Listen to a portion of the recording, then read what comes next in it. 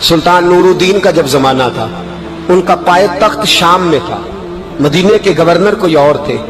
سلطان نورالدین کہتے ہیں میں ایک دن سویا، کہتے ہیں مجھے خواب میں مدینے کے چاند کی زیارت نصیب ہوئی، حضور میری خواب میں آئے اور مجھے یوں لگا جیسے مجھے کسی نے فرش سے اٹھا کے عرش پہ بٹھا دیا۔ محبوب ملے، حضور نے مجھے دو لوگ دکھائے، داڑھی والے، عبادت کا نور ہے چہرے پہ، بظاہر نشان ڈال لیا ہے، متھا گھسا گھسا کے کہا مجھے نظر آئے۔ نبی کریم نے فرمایا یہ دونوں شریر مجھے پریشان کر رہے ہیں، مجھے ان سے بچاؤ۔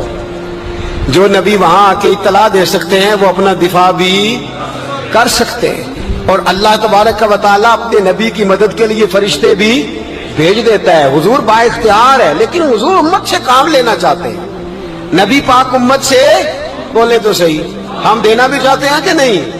حضور امت سے کام، یہ امت کی ڈیوٹی ہے، وہ نکلے حفاظت کرے، ورنہ اللہ تبارک و تعالیٰ نے اپنے نبی کو با اختیار، اللہ تو 5,000 فرشتے بدر میں نازل کر رہا ہے اپنے نبی کی مدد کے لیے۔ تو اللہ کے حبیب نے فرمایا سلطان خوش ہو گئے، کہتے اٹھا، بڑے تحفے، بڑے تحائف، بڑا کچھ اکٹھا کیا، بڑا لمبا لشکر تیار کیا، 16 دن کا مسلسل سفر کر کے مدینے پہنچا۔ گورنر مدینہ کو کہا کہ سارے مدینے والوں کے لیے میں تحفے لایا ہوں، سب کو بلاؤ۔ یہ توجہ کرنی ہے آپ نے، اس واقعے کے پہلو میں ہر چیز آ جائے گی، ہر چیز۔ بلایا، سارے مدینے کے لوگ آئے تحفے لینے، سب کو تحفے دیے۔ سلطان نے پوچھا کو رہ تو نہیں گیا؟ نکل دی 2 حاجی نمازی رہ گئے۔ کون؟ 2 بہت بڑے مجاہد رہ گئے، بہت بڑے مجاہد، جہادی جہاد، بہت بڑے سپہ سالار مجاہد 2 رہ گئے، حاجی نمازی پرہیزگار صوفی رہ گئے 2۔ کون سے؟ انہوں نے کہا کسی اور علاقے سے آئے ہیں، داڑھی بھی زیادہ ہے، سارا دن نماز پڑھتے ہیں، ساری رات جو ہے وہ عبادت میں رہتے ہیں، روزہ رکھتے ہیں، بس زور کے بعد حجرے سے نکلتے ہیں، صرف زور کے بعد، بڑے بولے بالے، بڑے اللہ والے۔ ریاض آپ کو بس میں نے وہ شعر پڑھنا چھوڑ دیا ہے، میرے ساتھی کہتے ہیں کہ کم پڑھا کریں، کچھ ساتھی کہتے ہیں نہیں اتنا نہیں ہونا چاہیے، لیکن بابا صاحب تو کہہ گئے ہیں نا، ان کو تو نہیں نا کوئی روک سکتا کہ آج بھی کیتی جاندے ہو تو لو بھی پیتی جاندے ہو، ہے نا جی؟ سب سے زیادہ آج بھی وہی کراتے ہیں، ٹریننگیں بھی سب سے زیادہ انہی کے پاس ہیں، لشکر بھی ان کے پاس ہے سب سے زیادہ، لیکن آج بھی کیتی جاندے ہو تے نال لو بھی پیتی جاندے ہو تے کھو کے مال یتیماں دا تے بھیج مسیتی جاندے ہو، پھٹ دلاں دے سیندے نہیں ایویں ٹوپیاں سیتی جاندے ہو، نفس تے چھری پھیر دے نہیں تے دمبے کیتی جاندے ہو، فرض پلائی بیٹھے ہو، نفلہ نیتی جاندے ہو، دسو تے سی بلے نوے کی کچھ کیتی جاندے ہو۔ اتنا خطرناک منصوبہ، اتنا خطرناک۔ سلطان سے کہنے لگے جی وہ زور کے بعد نکلتے ہیں اجرے سے اور صدقہ خیرات کر کے پھر اجرے میں چلے جاتے ہیں۔ سلطان کہنے لگا ملاؤ تو صحیح۔ جو بندے گئے وہ بھی بڑے بادب گئے، کہا جناب آپ کو بلا رہے ہیں، اس لیے کہ مدرسہ ہی بہت بڑا ہے، ان کا طریقہ ہی بہت بڑا ہے، کیا بات ہے؟ بلا کے لائے۔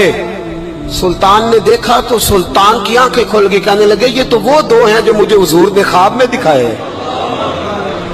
نبی پاک نے یہ 400 سال پہلے مولانا علی قاری لکھ رہے ہیں، یہ تو حضور نے مجھے خواب میں دکھائے، یہ تو وہ ہے۔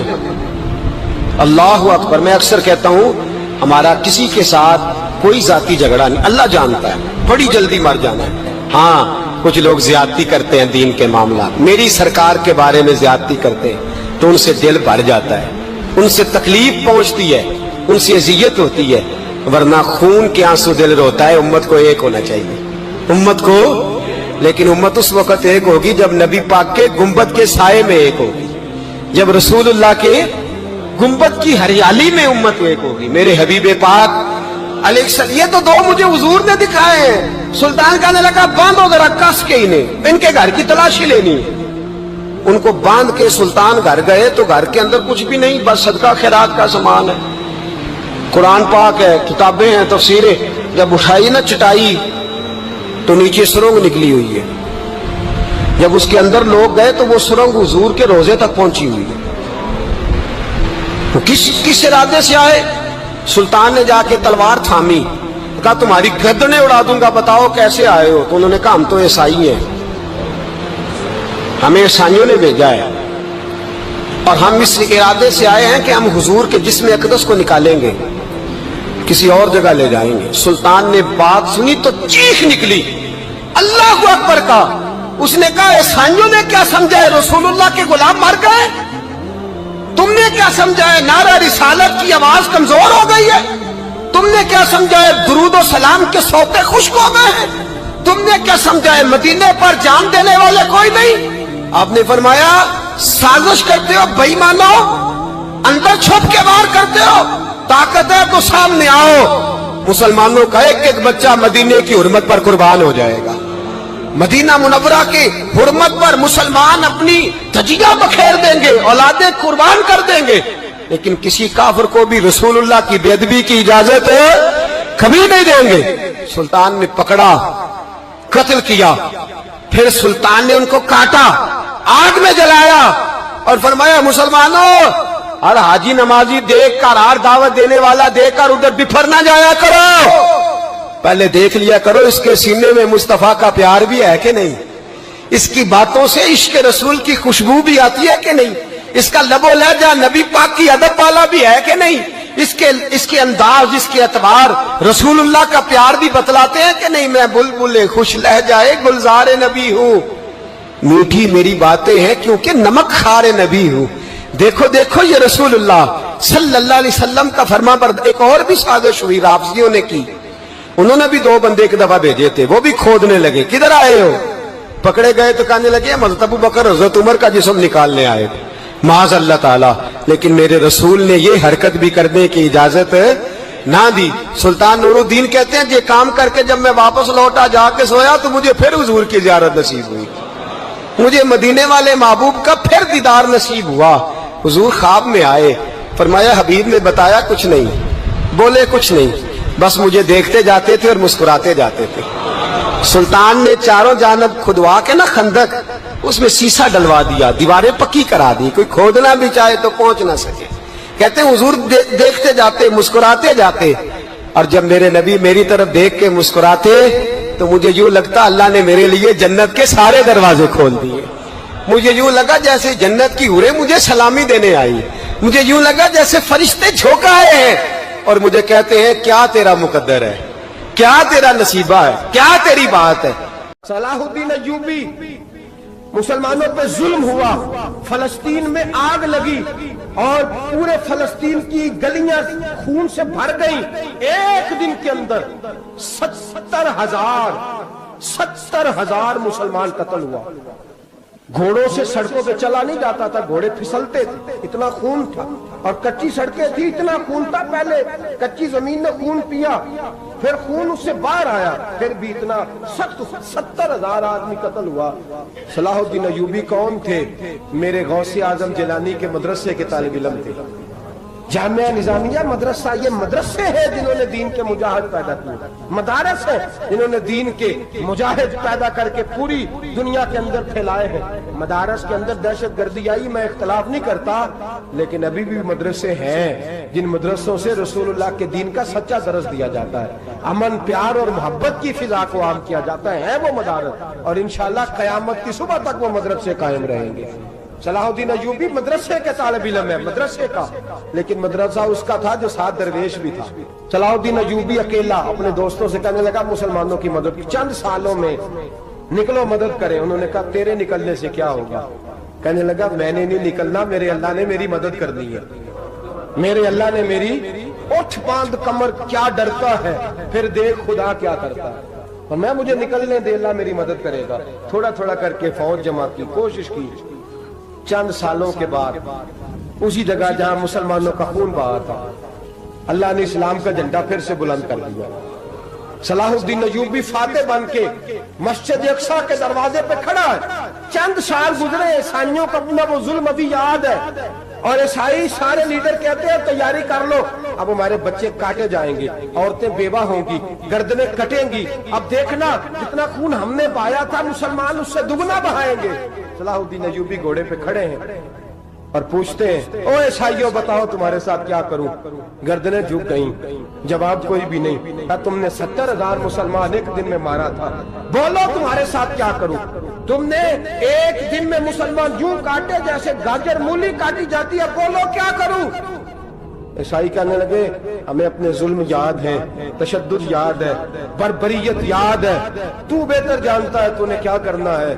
صلاح الدین ایوبی گھوڑے پہ فاتح کھڑا ہے، آنکھوں میں آنسو آئے، تڑپ کے رویا، کہنے لگا میں تمہارے ساتھ وہی سلوک کروں گا جو میرے مصطفیٰ نے قریش مکہ کے ساتھ فرمایا تھا، لا تصریب علیک، جاؤ تم پر کوئی زیادتی، جاؤ تم آزاد ہو۔ اس نے کہا تو کر کیا رہا ہے؟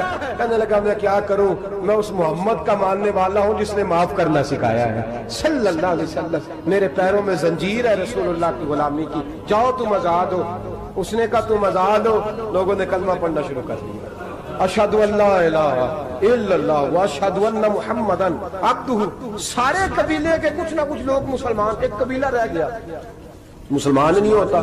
صلاح الدین ایوبی اپنے خیمے میں بیٹھے ہیں تو ایک بی بی آ گئی، اس قبیلے کا کوئی شخص مسلمان نہیں ہوتا۔ بی بی آئی، آگے کہنے لگی میرے 4 بیٹے جنگ میں کھو گئے، چھوٹے چھوٹے بچے جنگ میں کھو گئے، مل نہیں رہے، فوجیوں کو حکم دے مجھے میرے بچے تلاش کر کے دیں۔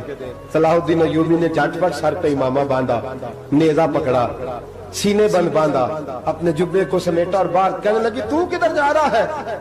کہنے لگا میں خود تیرے بچے تلاش کر کے دوں گا۔ صلاح الدین چند سپاہی ساتھ گلی گلی نکلے، گلی گلی فجر کے نکلے، اثر ہو گئی، تھک گئے، 2 نمازیں صحرا میں پڑھی، جنگل کے اندر پہنچے تو ایک کونے میں 4 بچے ایک جگہ ڈرے اور سہمے ہوئے بیٹھے ملے۔ صلاح الدین ایوبی اٹھا کے لائے، ماں کو کہنے لگے تیرے بچے ہیں، نکلا اس لیے تھا کہ میرے نبی نے فرمایا بچے جدا ہوں تو ماں کو درد بڑا ہوتا ہے، اور میرے رسول نے فرمایا تھا جب جنگ کرنے جاؤ تو کھیت برباد نہ کرنا، فصلیں تباہ نہ کرنا، بچوں کو ماں سے جدا نہ کرنا۔ فرمایا میں سوچ رہا تھا تیرے بچے کہیں میری وجہ سے جدا ہو گئے تو مصطفیٰ کو جواب کیا دینا۔ فرمایا تیرے بچے ڈھونڈ کے لایا ہوں۔ بچے ماں کے پاس آنے لگے تو ماں نے بڑے بیٹے کے منہ پہ تھپڑ مارا، کہتا ہے اماں کیا ہوا؟ کہنے لگے تو نے سنا نہیں کہ دشمن کے بچوں کی اتنی حفاظت کرتا ہے، میرے پاس نہ جا، اس کے قدموں میں بیٹھ جا۔ جس نبی کے غلام اتنے سچے ہیں وہ نبی کتنا سچا ہوگا، جس نبی کے نوکر اتنے کھڑے ہیں وہ نبی کتنا کھڑا ہوگا، جا جا کے کلمہ پڑھ لے۔ مسلمانوں کی نا ایک تعداد لڑتے لڑتے لڑتے لڑتے دور چلے گئی، تاتاریوں نے قید کر لیا، 4 مسلمان تھے، تبلیغ کرنے گئے، جنگ کرنے گئے، جہاد کرتے کرتے کافروں سے لڑتے لڑتے تاتاری قوم میں چلے گئے، وہاں قید کر لیے گئے تو سزائے موت کا حکم ہوا۔ 4 بزرگ تھے، سزائے موت کا حکم ہوا تو تاتاری بادشاہ جو تھا وہ بڑا خلاف تھا، بڑا سخت مخالف تھا مسلمانوں کے۔ اس نے کہا کہ ان کو جب پھانسی دینا نا مسلمانوں کو تو میرے سامنے دینا۔ اب 4 عالم ہیں، 4 صوفی ہیں، سفید داڑیاں، سر پہ امامے، پھانسی کا وقت آیا تو جو پھانسی گھاٹ ہے وہ ایک ہے، چاروں کو اکٹھے پھانسی نہیں ہو سکتی۔ ایک کو کہا کہ ایک ایک کر کے ان کو پھانسی دو۔ جب پھانسی کا وقت آیا نا تو جو سب سے پیچھے صوفی تھے وہ دوڑ کے آگے آئے، کہنے لگے بادشاہ پہلی باری میری لگا، پہلی۔ اب بادشاہ نے کہا ٹھیک ہے اسے لٹکا دو۔ وہ قریب آئے تو دوسرے دوڑ آئے، کہنے لگے نہیں نہیں پہلی باری میں نے زیادہ کافر قتل کیے، میرا بڑا جرم ہے، مجھے پہلے سزا دو۔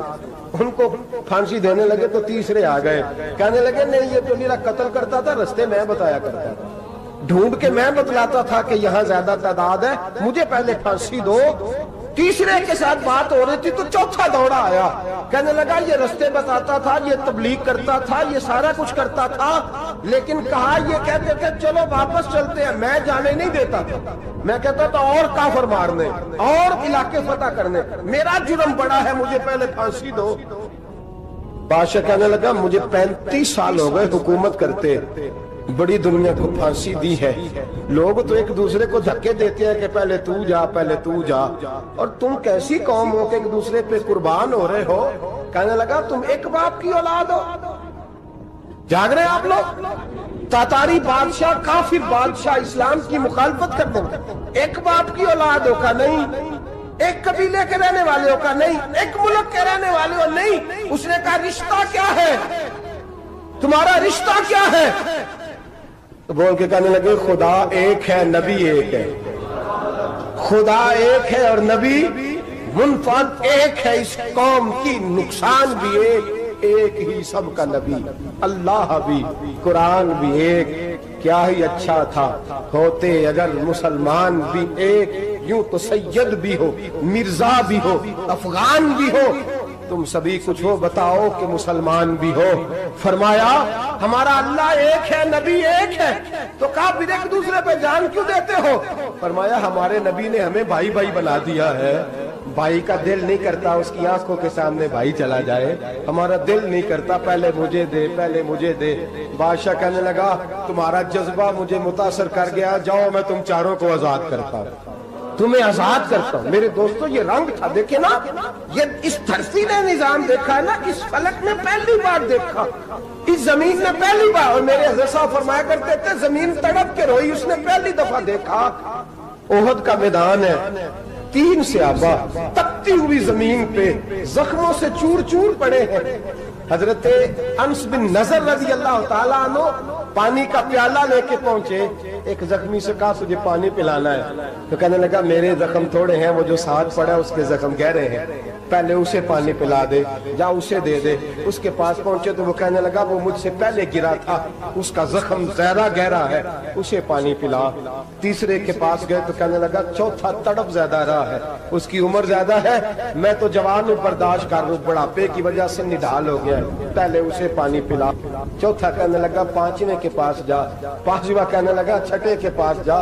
حضرت انس بن نضر کہتے میں رو پڑا، میں نے کہا محمد کے غلاموں، رسول نے تمہیں کیسا جذبہ دے دیا ہے، زبانیں پیاس سے باہر ہے لیکن تمہاری اخوت مرتے دم تک قائم ہے۔ کہتے میں 7ویں کے پاس گیا تو کہنے لگا اگر 6 قربانی دے سکتے ہیں تو مجھے خود غرض نہ سمجھ، میں نے نہیں پانی پینا، جا پہلے کے پاس لے جا۔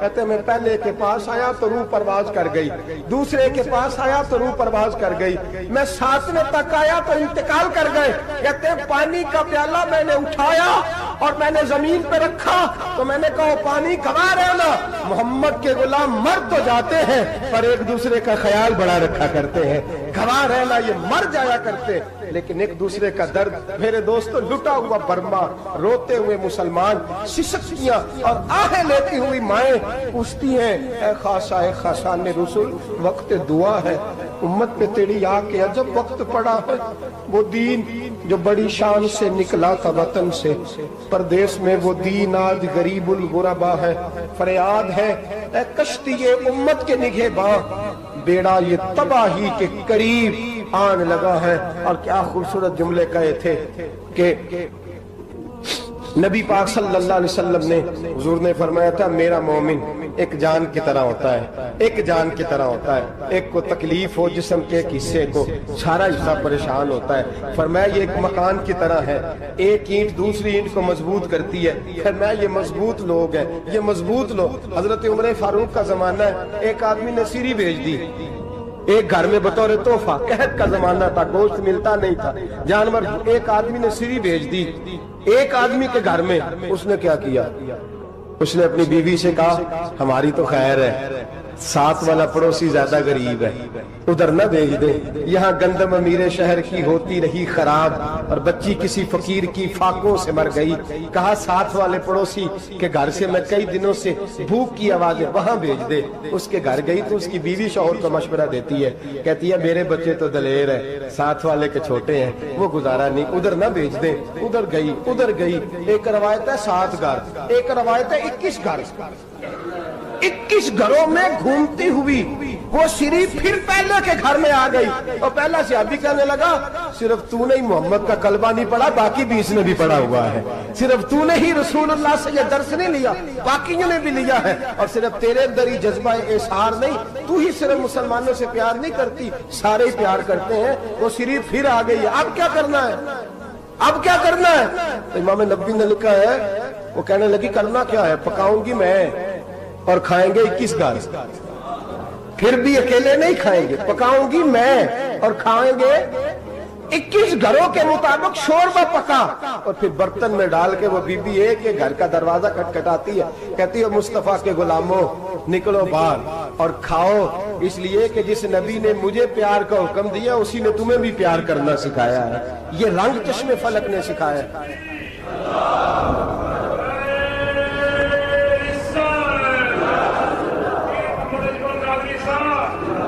आपकी बड़ी मेहरबानी, जिंदाबाद वही है जिसको अल्लाह रसूल जिंदाबाद फरमाए, बड़ी मेहरबानी, अल्लाह जज़ा दे। बनु कुरैज़ा और बनु नुज़ैर दो मोहल्ले थे यहूदियों के।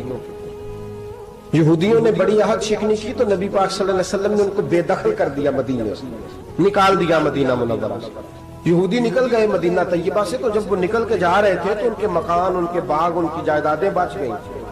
नबी पाक अलैहिस्सलाम ने अंसारे मदीना को पहले बुलाया। जाग रहे हैं ना आप लोग? पैसे आते किसी को बुरे लगते हैं, अब तो ये भी हलाल हराम की तमीज भी उठती जा रही है। जायदाद, बाग, माल, इलाका खाली हुआ है, वो चले गए और लोग तो ढूंढते फिरते हैं। अल्लाह खैर फरमाए, शामलाट जगह मिलती नहीं अब शहरों में, वो किस किस ने नाम करा लिया, किधर गई है कोई खबर ही नहीं, खाली जगह पड़ी है। मेरे नबी पाक अलैहिस्सलाम ने पहले अंसारे मदीना को बुलाया। हुजूर ने फरमाया, अंसारियों, बहुत बड़ी जायदादें यहूदियों की, बनु नुज़ैर और बनु कुरैज़ा महल्ले खाली हो गए, मेरा दिल करता है वो तुम्हें दे दूं, इसलिए कि तुमने अपने मुहाजिर भाइयों के साथ बड़ा ताउन किया, जायदादें तुमने दे दी हैं, मकानात दे दिए हैं, बड़ा कुछ तुमने दिया है, मेरा दिल करता है वो तुम्हारे नाम कर दूं। तो अंसारे मदीना क्या कहने लगे, या रसूल अल्लाह, दे तो हमने दिया है पर वो बेचारे झिझकते ही रहते हैं, वो झिझकते ही रहते हैं, खुल के हमारी चीजें इस्तेमाल नहीं करते। तो हुजूर, हम तो पहले ही अंसार है, हमारे पास बड़ा कुछ है, आप मेहरबानी फरमाए वो सारा कुछ मुहाजिरों को दे दे मुहाजिरीन को, हमें नहीं चाहिए। अब चले गए बात करके, मेरे हबीब पाक ने मुहाजिरों को बुला लिया, फरमाया बनु नुज़ैर और बनु कुरैज़ा कबीले की जायदादें आई हैं, तुम्हारे पास बज़ाहिर जो चीजें हैं भी वो भी अंसारे मदीना की हैं, तो मेरा ये ख्याल है कि वो सारा कुछ तुम्हें दे दिया जाए। अबू बकर सिद्दीक रज़ी अल्लाह ताला अन्हु कहने लगे, या रसूल अल्लाह सल्लल्लाहु अलैहि वसल्लम, हमारे अंसार भाइयों ने हमारे लिए दिल तक खोल दिए हैं हुजूर, उन्होंने हर चीज बांट के हमारे सामने रख दी है, हम इतने खुर्द गर्ज है कि सारा कुछ लपेट जाए। का हुजूर, हमारे पास जो मकान है वो है, हम कारोबार कर रहे हैं, तिजारतें कर रहे हैं, मजदूरियां कर रहे हैं, हम इंशाल्लाह और बना देंगे, आप ये हमारी तरफ से हमारे अंसार भाइयों को गिफ्ट कर दें, आप उन्हें दे दें। मेरे हबीब की आंखों में आंसू आ गए, मेरे नबी पाक अलैहिस्सलाम रो पड़े, या रसूलल्लाह आप क्यों रोते हैं? फरमाया, तुम्हारा ये भाईचारा कायम रहा तो अल्लाह इस्लाम को बड़ी कुव्वतें अता फरमाएगा, अल्लाह ताकतें देगा इस्लाम को, अगर तुम्हारा ये रंग कायम रहा, ये अंदाज। मेरे गुलामों, तुम्हारे ये तौर तरीके, एक भाई कहता है दूसरे को, दूसरा कहता है तीसरे को। अर्ज ये करने जा रहा था कि रसूल करीम सल्लल्लाहु अलैहि वसल्लम ने पैगाम दिया उम्मत को, फरमाया देखे ना कितने बड़े लफ्ज हैं, ये नहीं फरमाया दोज़ख में जाएगा, ये नहीं फरमाया कि उसे जहन्नम की सजा मिलेगी। मेरे नबी ने फरमाया, मैं उसे मोमिन मानता ही नहीं, मैं उसे मुसलमान अपना मानता ही नहीं। हुजूर, किसे? फरमाया, जो पेट भर के खाता है और उसका हमसाया भूखा सो जाता है, मैं मोमिन ही नहीं मानता। सजा तो तब मिलेगी ना कि जब मैं किसी सजा का ऐलान करूं, मैं मानता ही नहीं, वो मेरा है ही नहीं, खुद पेट भर के खा रहा है, हमसाया उसका भूखा, मैं नहीं मानता। इन्नमल मुमिनूना इख्वा, मोमिन भाई भाई, मैं मानता ही नहीं उसे। और मेरे हबीब पाक, इतने बड़े लफ्ज हदीस में और कहीं नहीं मिलेंगे आपको, इतने बड़े जुमले कहीं नहीं मिलेंगे। मेरे नबी पाक ने फरमाया, अल्लाह कहेगा क़यामत के दिन, कौन? इतने बड़े लफ्ज हदीसों में मिलते नहीं जितने ये हैं। हुजूर ने फरमाया, रब फरमाएगा बंदे से कि मैं तेरे पड़ोस में भूखा था, तूने मुझे रोटी क्यों नहीं खिलाई? कौन कह रहा है? अल्लाह कह, मैं भूखा था, तूने रोटी नहीं दी, मैं नंगा था, तूने कपड़ा नहीं दिया, मैं प्यासा था, तूने पानी नहीं पिलाया, मैं बीमार था, तू तीमारदारी। या अल्लाह, ना तू खाता है, ना पीता है, ना कपड़ा पहनता है, ना तू बीमार होता है, लाता खुजूस न तुम वला नो, तुझे बीमारी आती नहीं, ऊँग नींद नहीं आती, मेरे मालिक तू मेरे पड़ोस में था। हुजूर फरमाते हैं, रब फरमाएगा, वो जो बंदा तेरे पड़ोस में भूखा था तो बंदा तो मेरा ही था ना, वो जो बंदा तेरे पड़ोस में नंगा था तो बंदा तो मेरा ही था ना, वो जो तेरे पड़ोस में प्यासा तड़पता रहा तो वो मेरा ही बंदा था।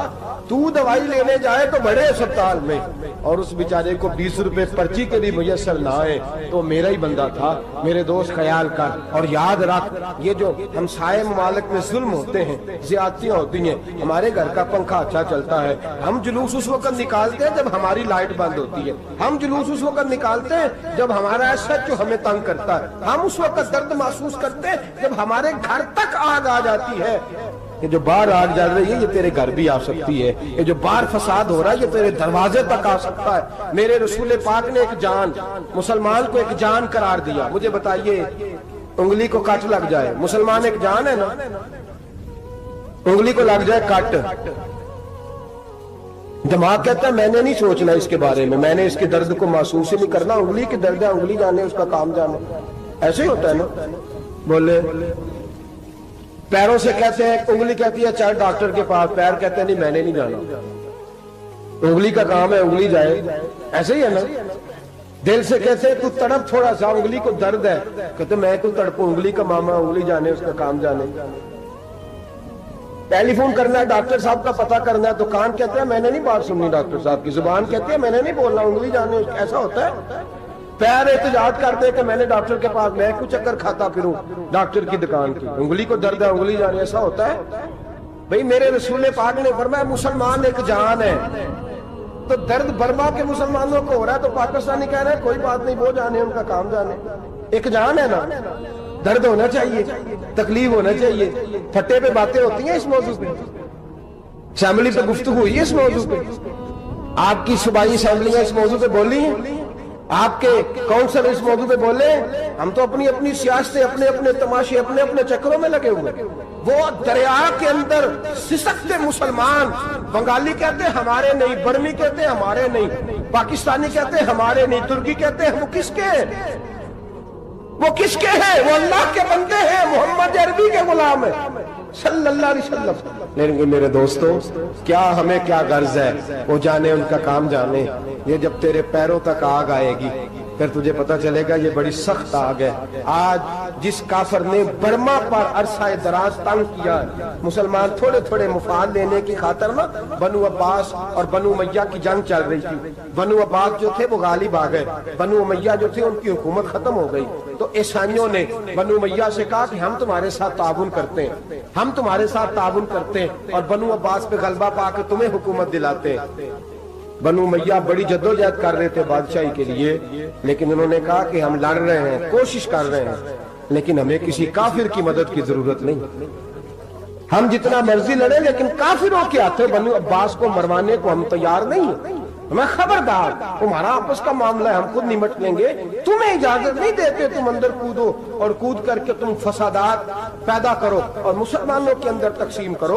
میرے دوستو مسلمان کو سوچنا چاہیے، سوچ بڑی رکھنی چاہیے۔